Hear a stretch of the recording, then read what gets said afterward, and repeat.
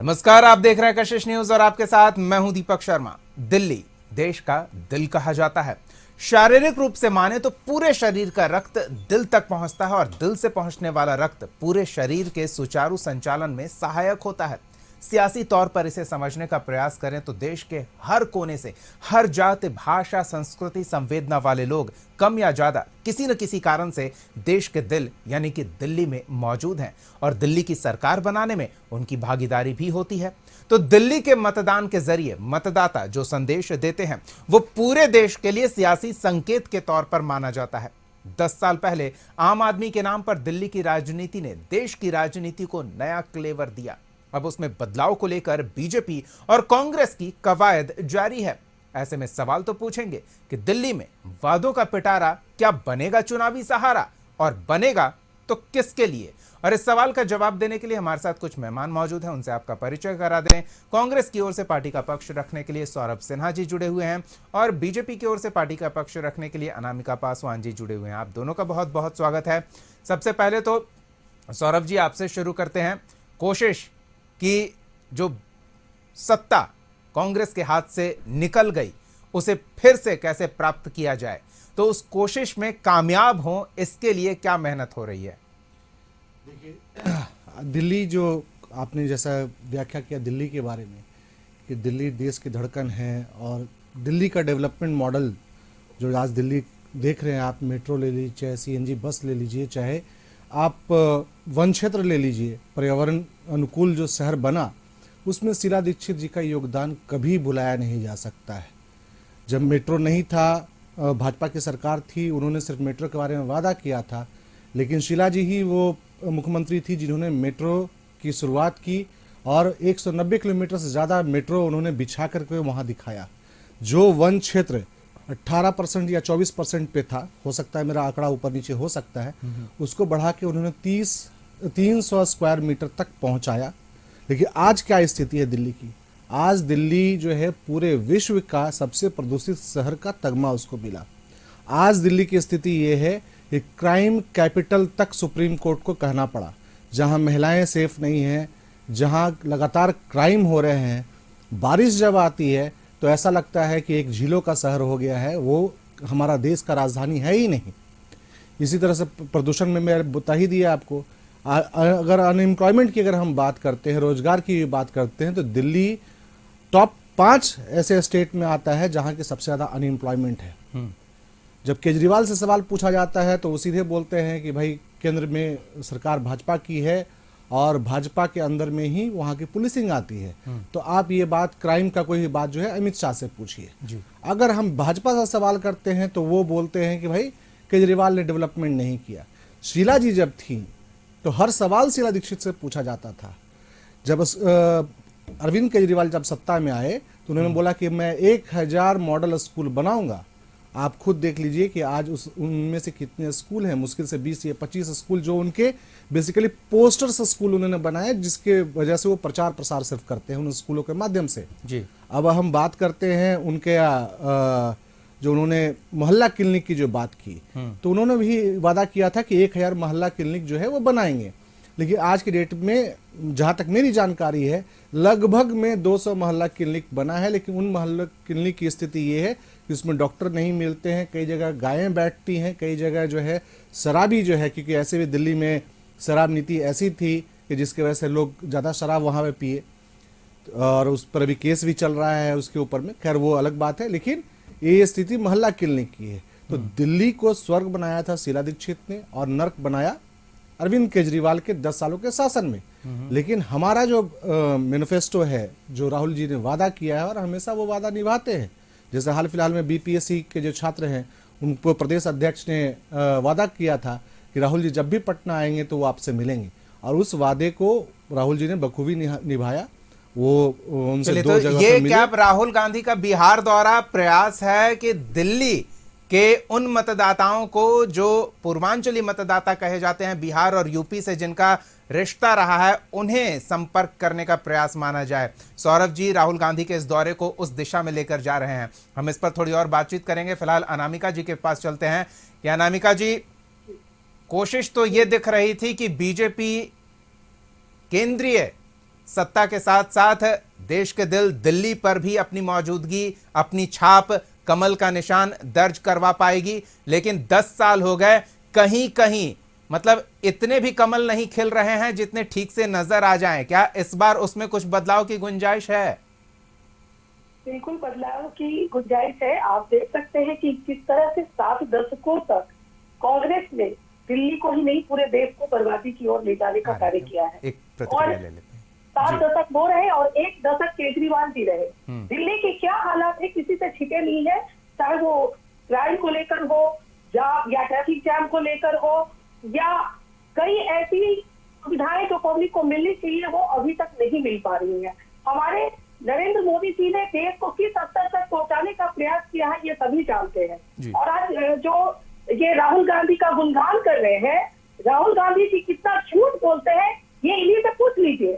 एक तरफ वो कहते हैं कि जातीय जनगणना बिहार में फर्जी हुए हैं और ऊपर से ये क्रेडिट भी लेते हैं इन्हीं के लोग, तेजस्वी जी उस समय और राहुल जी नीतीश जी के साथ थे और क्रेडिट भी ले रहे थे, अब फर्जी बता रहे। तो देखिए ये कितना झूठ बोलते हैं। और राहुल गांधी को तो पूरे देश ने नकार दिया है, इसमें कोई शक भी है क्या इनको? हमें तो कोई शक नहीं है। और मोदी जी को जिस तरह से अपार समर्थन मिला है, बिहार में भी हमारी सरकार है और बिहारियों की दिल्ली में भी बहार है। आप दिल्ली में कहीं भी चले जाएंगे आपको हर स्थान पे बिहारी मिलेंगे और बिहारी ने दिल्ली का सुधार करने में अपना बहुत बड़ा योगदान दिया है। और इस बार भी जो भी दिल्ली की जनता है और कई स्टेट की जनता वहां पे रहती है, पूरे भारत के लोग वहां रहते हैं। कहा जाए तो आपने सही कहा कि वो भारत का दिल है जी। और भारत का दिल ही जब खराब होगा तो फिर हमारा हिंदुस्तान कैसे ठीक होगा? लेकिन अनामिका जी, आपके नेता ये दावा करते हैं कि देश के दिल में मोदी बसते हैं, लेकिन दिल्ली के दिल में वो मोदी की छाप क्यों नहीं नजर आ रही? जानते हैं आप ये भी कहते सुने होंगे कि मोदी जी भी हमेशा कहते हैं कि हिंदुस्तान में ही हमारा दिल बसता है, हिंदुस्तान को ही वो नमन करते हैं, धरती माता को ही झुक कर सलाम करते हैं। आप ये भी कह सकते हैं कि मोदी जी ने भारत माता को कितने सीने से लगा के रखा है, ये कहने की बात नहीं है। उनके हर बात में, उनके भाषण के शुरुआत में, उनके भाषण के अंत में भारत माता की जय घोष होती है, ये मुझे बताने की आवश्यकता नहीं है। और कांग्रेस वाले ने क्या किया है ये किसी से छिपा हुआ नहीं है, पूरे भारत की जनता जानती है और पूरे भारत के हर राज्यों से दिल्ली में वहां जनता रहती है और निर्णय लेती है। तो दिल्ली में कांग्रेस की सरकार ये कह रहे हैं कि शीला दीक्षित जी ने बहुत कार्य किए हर क्षेत्र में। अगर शीला दीक्षित जी ने इतने ही कार्य किए थे तो क्यों दिल्ली की जनता ने कांग्रेस को उखाड़ कर फेंक दिया? लेकिन बीजेपी को भी तो नहीं लेकर आई दिल्ली की जनता। बीजेपी को लाएगी। देखिए हमारे जो भारतीय जनता पार्टी का कार्य है पूरे देश में और हर राज्यों का योग को बढ़ावा देने के लिए वो कार्य करते हैं। हर राज्य का विकास कैसे हो इसके लिए कार्य करते हैं। तो इनके बोलने से कुछ नहीं होता है। इस बार जनता ने ठाना है भारतीय जनता पार्टी को ही दिल्ली से लाना है। ये कुछ भी बोल रहे, केजरीवाल जी ने कितने कैंप किए हैं और हर योजनाओं में कितने घोटाले किए हैं ये जनता के सामने उजागर हो चुका है। इन्होंने कहा था मैं बिजली मुफ्त में दूंगा, दिया क्या? नहीं दिया। कांग्रेस ने भी कई वादे किए थे, उन्होंने निभाया क्या? नहीं निभाया। तो अब जनता का विश्वास भारतीय जनता पार्टी को जरूर मिलेगा और भारतीय जनता पार्टी की निश्चित ही दिल्ली में सरकार बनेगी। चलिए, ये भरोसा बीजेपी नेता को है, लेकिन क्या जनता बीजेपी के वादों पर भरोसा कर पाएगी? इस पर हम बातचीत करेंगे और आम आदमी पार्टी की क्या फिर से सरकार आएगी ये जानने का प्रयास करेंगे। इस छोटे से ब्रेक के बाद बने रहिए हमारे साथ। ब्रेक के बाद स्वागत है आपका। हम बात कर रहे हैं दिल्ली के चुनाव को लेकर। जिस तरह की मशक्कत हो रही है, जिस तरह की कोशिश हो रही है, उसमें सत्ता किसे मिलेगी इस बार, इसको लेकर हम बातचीत कर रहे हैं। और आम आदमी पार्टी का पक्ष रखने के लिए हमारे साथ राम जी भी जुड़ गए हैं। राम जी, आपका भी बहुत बहुत स्वागत है कशिश न्यूज़ पर। राम जी, सबसे पहले तो ये जानना चाहेंगे क्या हैट्रिक लगाने की तैयारी है, और तैयारी है तो किस आधार पर?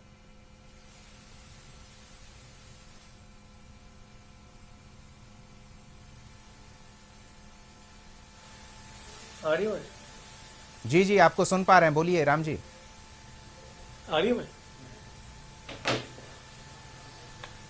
जी मैं सुन पा रहा हूँ। जी, हैट्रिक लगाने की तैयारी है, लेकिन किस आधार पर? क्योंकि मेरी हमारे आवाज आ रही है साथ आपको? बीजेपी और कांग्रेस के मेहमान जुड़े हुए हैं। वो कह रहे हैं कि आम आदमी पार्टी ने कुछ भी नहीं किया। जिस भ्रष्टाचार का ढिंढोरा पीटकर पार्टी सत्ता में आई है, वही भ्रष्टाचार में आकंठ डूब गई है।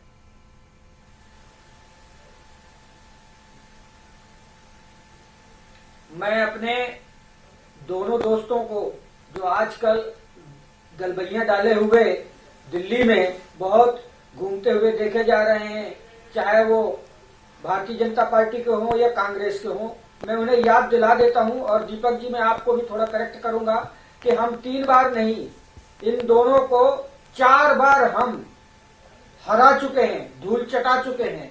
और 5वीं बार दिल्ली की 1.5 करोड़ मतदाता कमर कस के तैयार हैं। इस बार सुपड़ा साफ होगा। एक पार्टी 0 थी, 0 है और 0 रहेगी। उसके साथ साथ दूसरी भी पार्टी है, उसका भी इतिहास बनने वाला है, वो भी 0 होने वाली है। चलिए हम जान अपनी लेते हैं। गलत बयानी की वजह से, गाली गलौज करने की वजह से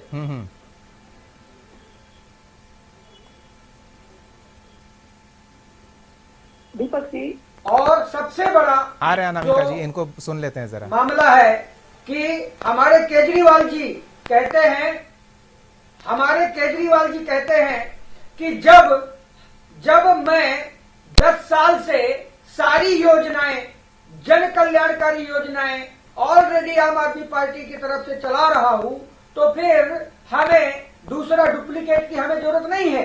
और यह दिल्ली की जनता स्वयं कह रही है कि जब केजरीवाल जी से हम संतुष्ट हैं, तो हम क्यों दूसरे और विकल्प की तरफ ध्यान दें। चाहे वो शिक्षा का मामला हो, चाहे वो स्वास्थ्य से जुड़ा मामला हो, चाहे वो रोजगार से जुड़ा हुआ मामला हो, और चाहे वो हेल्थ से जुड़ा हुआ मामला हो, सड़क, पानी, बिजली, संचार, परिवहन से जुड़ा हुआ मामला हो। इन सारे मामलों में हमने संवैधानिकता के दायरे में रहते हुए और लोकतंत्र की मर्यादा का ध्यान में रखते हुए, हमारे जो पुरखे हैं, जो संविधान के रचयिता हैं, हमारे बाबा भीमराव अंबेडकर साहब और सरदार भगत सिंह जी के सपनों को साकार करते हुए सारी योजनाओं को पिछले 10 साल में इंप्लीमेंट किया। और उनका हमारे दिल्ली के माताएं, बहनें, बड़े बुजुर्ग और बच्चे जो स्कूल में पढ़ रहे हैं, 18 लाख जिनकी संख्या है, वो सारे बच्चे जो है आज की उनकी जुबान से। चलिए ठीक है, हम आपके पास फिर लौटेंगे। राम जी, आपने जो दावे किए हैं, उन दावों की धरातल पर क्या स्थिति है, वो लोग देख रहे हैं, लोग समझ रहे हैं, और उनका मूल्यांकन करने के बाद अपना मत वो प्रस्तुत करेंगे मतदान के दिन। एक बार सौरभ जी से जान लेते हैं कि सौरभ जी, जो दावा कर रहे हैं राम जी कि हमने जो सपने दिखाए, उन सपनों को पूरा किया है, और इसी के कारण कांग्रेस और बीजेपी का सपना चकनाचूर हो गया है, इस बार दोनों शून्य पर होंगे, और ये कह रहे हैं कि दोनों गलबहियां डाले गलियों में घूम रहे हैं, ये क्या है?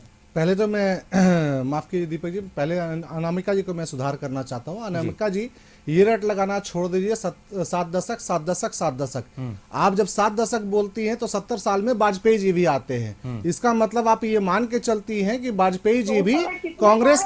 एक मिनट अनामिका जी, मैंने आपके बीच में नहीं बोला था, आप कृपया करके बीच में मन ना बोले। तो 70 साल में वो गिना रहे हैं सौरभ जी, गुलजारी नंदा जी भी आते हैं। अगर बीजेपी ने इतना अच्छा काम किया था, तो आज पिछले 27 साल, मतलब 1-2 साल नहीं, 27 साल से ये सत्ता से बाहर है। 15 साल उससे ज्यादा कांग्रेस सरकार रही, और अभी आम आदमी पार्टी की सरकार रही। और जहां तक अब आम आदमी पार्टी का जो जवाब है वो मैं देता हूं जी। गलबैया आम आदमी पार्टी जो है भाजपा के साथ लगातार डालती आई है। आप उठाइए सबसे पहले गोवा।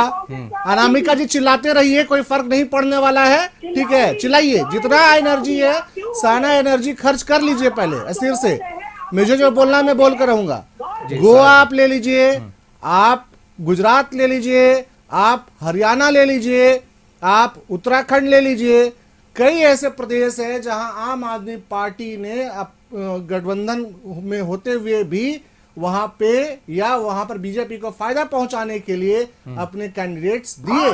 किया इससे है। डायरेक्ट लोकसभा फायदा जो में है, आपके जब पास वोट कौन कटे सी तो उससे कांग्रेस डायरेक्ट फायदा बोल भाजपा रहे को हैं? हुआ। तो ये बताइएगा। प्रत्यक्ष तौर पे इसका क्योंकि उदाहरण है आप कि किस तरह से आम आदमी पार्टी आज से नहीं, शुरू से मदद करते आई है। अनामिका जी आपका सवाल हम शुरू पूछ से लेंगे। मदद करते आई अनामिका है। जी वो आपका सवाल हम पूछ शीला लेंगे। दीक्षित एक जब सेकंड। जब मुख्यमंत्री थी, एक सफल मुख्यमंत्री थी, उनको बदनाम करने के लिए और केंद्र सरकार को बदनाम करने के लिए अन्ना हजारे को लाके बैठाया गया। पूरे प्री प्लान तरीके से खुद आरएसएस ने इस बात को स्वीकार किया है कि पूरी की पूरी उस आंदोलन का जो फंडिंग था, सौरभ जी वो एक कहीं चीज ना कहीं एक चीज RSS बस और ने समझा किया दीजिए। था। ठीक है अनामिका तो जी ये आपका पूरी तरह सवाल मैं से पूछ एक ले रहा हूँ। षड्यंत्र था अनामिका जी कि एक आपका आम सवाल मैं आदमी पूछ नाम ले के रहा हूँ। पार्टी को आप दिल्ली दोनों में एक साथ स्थापित बोलेंगे तो करना है, पता नहीं क्योंकि वो चलेगा। तो पार्टी सौरभ जी अब आ ये नहीं पा रहे बताइए, थे सत्ता नहीं में। आप ये बताइए, वो कह रहे हैं कि अन्ना हजारे के समय से कांग्रेस को ये पता था कि ये पूरी तरह से प्लान्ड है बीजेपी के सहयोग से, लेकिन आप देखने वाली बात है ना नहीं कि बस आज इतना उनके बताइए पार्टी के ना, जाने से लोग कहाँ गए? INDIA इंडिया अलायंस का हिस्सा केजरीवाल क्यों थे फिर? इंडिया अलायंस, जैसे हमारे सारे वरिष्ठ नेता कांग्रेस को ने जो पता था वो सारे अन्य वरिष्ठ सहयोगियों को नेताओं ने ये पता बताया है कि इंडिया अलायंस लोकसभा के लिए बना था और लोकसभा चुनाव के नहीं लिए नहीं को तो देखते हुए आपने बना तो था। आपने तो अलायंस में घुसपैठिया बिठा लिया ना, बिल्कुल। तो जानबूझ लेकिन के अपने पैर पे आज कुल्हाड़ी जो क्यों है, कांग्रेस आज मार जो रही है, थी? क्योंकि हरियाणा चुनाव में आप देखिए कि हरियाणा चुनाव में ऐसे इन्होंने अपने 70 के 70 बिल्कुल राम जी आपका जवाब लेंगे। राम जी 70 से 70 राम जी आपके सीटों पास पे अपने आएंगे। कैंडिडेट उतारे, जिसकी वजह से आज भाजपा वहां पर सत्ता में है। चलिए आप ठीक अगर लिस्ट है, निकाल के दिल्ली देखिएगा, दिल्ली के तो समीकरण हर में ये जगह सब वो दिलचस्प वोट स्थिति पाते बनेगी। हैं। आप पंजाब अनामिका में जी की देखिए, बात सुन लेते हैं पंजाब थोड़ी। में भी इंडिया अलायंस में होते हुए वो अपना लड़े थे लड़ाई, हम लोगों ने अपना लड़ा था लड़ाई। तो ऐसे दोस्त बनाते ही क्यों हैं जो समय पर दोस्ती तोड़कर दुश्मन बन जाते हैं, आमने सामने मुकाबले के लिए मैदान में खड़े हो जाते हैं? कि जिसमें कि दोस्त बनकर आ रहे राम जी, जी राम जी, अपने दोस्त को खा जाए। जी राम जी। जैसे भाजपा जो है महाराष्ट्र में अपने दोस्तों को ही तोड़फाड़ करके खा गई, और उस कई ऐसे राज्य हैं जहां पर भाजपा ये इसी के भारतीय साथ झगड़ा सत्ता में पार्टी आई की जो और फिर मोहतरमा उसी को है, निकल गई। इनको चुप कराइए। आम हमारे आदमी को पार्टी समझ में नहीं आ रहा है कि सामने वाला कौन बेसिकली बोल रहा है, बनाया क्या ही बोल गया रहा था है। इसलिए ताकि शीला जी को हटा करके भाजपा के जगह पे एक रिप्लेसमेंट और पहली बार आम आदमी पार्टी को सपोर्ट दिया कांग्रेस ने। सौरभ जी बड़ी दिलचस्प बातें आप कह रहे हैं। अनामिका जी आम आदमी पार्टी से एक प्रतिक्रिया ले लेते हैं, फिर आपके पास आते हैं। आपका सवाल, मुझे लगता है कि मैंने आपका सवाल सौरभ जी के समक्ष रख दिया है कि फिर इंडिया अलायंस में आम आदमी पार्टी क्यों है, क्यों कांग्रेस इस तरह से उनके साथ दोस्ताना दिखावा कर रही है। चलिए आते हैं आपके पास, राम जी की प्रतिक्रिया जान लेते हैं, क्योंकि आरोप आम आदमी पार्टी पर लग रहा है। राम जी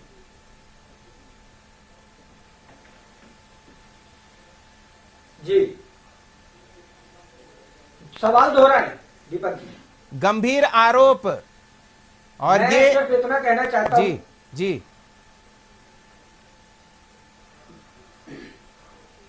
ये गंभीर आरोप कांग्रेस की तरफ से जो आया है, मैं पहली बात तो कांग्रेस को अभी फिलहाल हमारी पार्टी का एक साधारण से साधारण कार्यकर्ता भी सीरियस नहीं लेता है, क्योंकि ये अपनी बिल्कुल इनका जो स्तर है, मैं पहले भी बता चुका हूं इंट्रोडक्शन में कि ये जीरो थे, जीरो हैं, जीरो ही रहेंगे। दूसरी बात, आपको मैं सिर्फ इतना बताना चाहता हूं दीपक जी, आपके सवाल का जवाब कि आम आदमी पार्टी ने लिस्ट है जहां पर अरविंद लोकसभा केजरीवाल जी चुप रह गए, में लोकसभा में सिर्फ चाहे वो इसलिए जीएसटी का मामला हो, चाहे इसलिए एनआरसी का सारे मामला हो, कई जगहों पर इसलिए सारे विपक्ष एकजुट हुआ था, क्योंकि भारतीय जनता पार्टी के जो संविधान विरोधी और लोकतंत्र विरोधी जो गतिविधियां थी, उनको रोकने के लिए हमने एक इंडिया अलायंस तैयार किया था। इंडिया अलायंस पर किसी भी तरह से एकाधिकार कांग्रेस का नहीं था, उसमें सारी पार्टियों ने मिलकर के सिर्फ दो मुद्दों पर एकजुट हुए थे। बिल्कुल, अनामिका जी की बात सुन लेते हैं। सौरभ एक सेकंड, अनामिका जी की बात सुन लेते हैं। जी राम जी, ये मतलब की दोस्ती तो दिख रही है ना। भारतीय झगड़ा पार्टी, भारतीय गाली गलौज ये बोलने से नहीं होगा। आप इंडिया अलायंस में थे लोकसभा तक, और विधानसभा में आज भी इंडिया अलायंस में है। अलायंस तो बचा ही नहीं ना सौरभ जी, राम जी अलायंस तो बचा ही लोकसभा के नहीं। स्तर पे है और अलायंस में अभी भी हम लोग लोकसभा में है। आप दोनों से ही चोरी की है। मतलब आप अपने मोहल्ले में आपस में लड़ेंगे, लेकिन कहीं दूसरी जगह जाएंगे तो दोस्त बनकर रहेंगे, यही है ना? लोकल मुद्दे पे ये किस तरह का गठबंधन है, पहले ये टॉपिक पे अनामिका जी, सबसे पहले तो आप ये बताइए कि पीडीपी से गठबंधन करके कश्मीर में सरकार बनाते हैं, वो देश विरोधी गठबंधन नहीं होता है। चलिए ठीक है, वो किस अब तरह गठबंधन वक्त का? वक्त हमारे पास कम है, हम तीनों मेहमानों से छोटी छोटी प्रतिक्रिया चाहेंगे। दो पार्टियों ठीक का है, दो सौरभ जी, टुकड़ा कर देते सौरभ हैं, जी, वो किस तरह का नहीं गठबंधन होता है? राम जी, सौरभ जी, अनामिका जी, समय अभाव है। दूसरों को बोलने का मौका नहीं देती है। करके कौन सा गठबंधन करती चलिए, है? ठीक है, अरे सौरभ जी। चाचा भतीजा को, सौरभ जी, एक सेकंड, यही राम है जी, भारतीय जनता पार्टी की असली पहचान। बिल्कुल, और सब अपनी जगह पर अपनी बात रख रहे हैं, लेकिन एक चीज समझाइए। जहाँ पर बैठती है उसी को वो पहले सबसे ठीक पहले है। खा लेती है। अनामिका जी, आपसे शुरू करते हैं। तीनों पार्टियों का घोषणा पत्र पढ़ रहा था मैं, मुझे यह याद ही नहीं है कि मैं किसका घोषणा पत्र में क्या फर्क कर पाऊं। सबकी एक तरह की बातें हैं, सबके एक तरह के दावे हैं। 200-400 रुपए ऊपर नीचे हैं, 1-2 सिलेंडर ऊपर नीचे हैं, 1-2 इधर उधर योजनाएं, 2-4 रुपए का फर्क है। तो ये जनता के साथ इस तरह का क्या मतलब है? अनामिका जी, आपसे शुरू दीपक करें। जी, हम भारतीय जनता पार्टी के लोग हैं और हम लोगों ने जनता के सामने अपनी योजनाओं को रखा है। आने वाले ठीक है, लेकिन यही भारतीय जनता पार्टी के नेता हैं जो अरविंद केजरीवाल को कोसते नहीं थकते कि भारत की राजनीति को खराब किया है फ्रीबीज लाकर। चलिए, वो जनता इस बार दिखा देगी। सौरभ जी, आप क्या कहेंगे? घोषणा पत्र बस 2-4 रुपए ऊपर नीचे, 2-4 शब्द ऊपर नीचे, इस तरह का लगा मुझे। कैसे फर्क कांग्रेस करें? का जो भी घोषणा पत्र होता है दीपक जी, हाल फिलहाल में तेलंगाना में हमारी सरकार बनी और आप देख लीजिए कि हमने अपने घोषणा पत्र का 90% जो है जमीन पे उतार दिया। कर्नाटका में भी हमारी सरकार है, वहां भी हमने 90% तक जमीन नहीं, पे तो उतार दिया। आम आदमी नहीं, के- अगर आम हम आदमी- घोषणा पत्र में अगर कोई चीज दे रहे हैं तो वो जमीन पर लाकर दिखाते हैं, ना कि वादा करते तो हैं। इसी आधार पे तो आम आदमी पार्टी भी कह रही है ना कि बीजेपी जीरो हो जाएगी, कांग्रेस जीरो रह मैं जाएगी। आपको बता रहा हूँ वही चीज कि अरविंद केजरीवाल जी के ही घोषणा पत्र में ये था कि हम 1,000 हम मोहल्ला क्लिनिक खोलेंगे। आज उसकी संख्या 200 से भी कम चलिए, है। ठीक है, 10 एक छोटी सालों में प्रतिक्रिया राम जी की। School model Saurabh ji, school की बात वक्त अभाव है, किए तो माफी 500। चाहेंगे। सौरभ जी, आपने ये बातें रखी है, राम जी से सुन लेते हैं। राम जी से सुन लेते हैं। राम जी, झूठ बोलते हैं। दोनों नेता बीजेपी और कांग्रेस के जो कह रहे हैं उससे ऐसा लग रहा है कि अरविंद केजरीवाल से दिल्ली की जनता के एक्सपेक्टेशंस काफी हाई हो गए हैं और यही सबसे बड़ी चुनौती है आम आदमी पार्टी के समक्ष। कैसे इस चुनौती से पार पाएंगे? रिजल्ट दिखाना होगा, रिपोर्ट कार्ड के बिना कैसे काम चलेगा?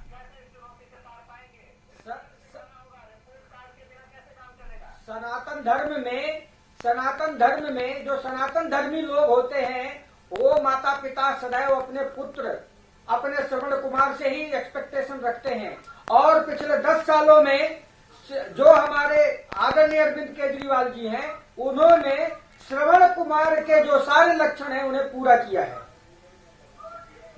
श्रवण कुमार बनकर के दिल्ली की 2 करोड़ आबादी का हर प्रकार से ख्याल रखा है, चाहे वो सड़क हो, चाहे बिजली हो, चाहे संचार हो, चाहे पानी हो, चाहे वो स्कूल की व्यवस्था हो, चाहे वो स्वास्थ्य की व्यवस्था हो, और तो और चलिए, हमारे दिल्ली की तो जो आधी राम आबादी जी ये कह रहे हैं कि नाम बड़ा है लेकिन काम बड़ा है, लेकिन उनके विरोधी ये कह रहे हैं कि सिर्फ उनका अंदाज बड़ा है, कामकाज कुछ नहीं है। देखना दिलचस्प होगा कि जनता किस हिसाब से फैसला सुनाती है, क्योंकि वादे सबके करीब करीब एक जैसे हैं। बीजेपी लंबे समय से सत्ता से दूर है, कांग्रेस लंबे समय से सत्ता से दूर है, लेकिन लंबे समय तक सत्ता में रहने वाली आम आदमी पार्टी से जनता की उम्मीदें बढ़ी होंगी और जनता यह निर्णय लेगी कि क्या एंटी इनकम्बेंसी वाला आधार आम आदमी पार्टी के आधार को हिला देगा। इस खास खबर में शामिल होने के लिए हम तीनों मेहमानों का बहुत बहुत धन्यवाद करेंगे। अनामिका पासवान जी, सौरभ सिन्हा जी और राम जी, अपना समय लेकर आप हमारे कार्यक्रम में शामिल हुए, इसके लिए धन्यवाद। अगले एपिसोड में एक और सवाल के साथ हम फिर मौजूद रहेंगे। तब तक के लिए देखते रहिए कशिश न्यूज़।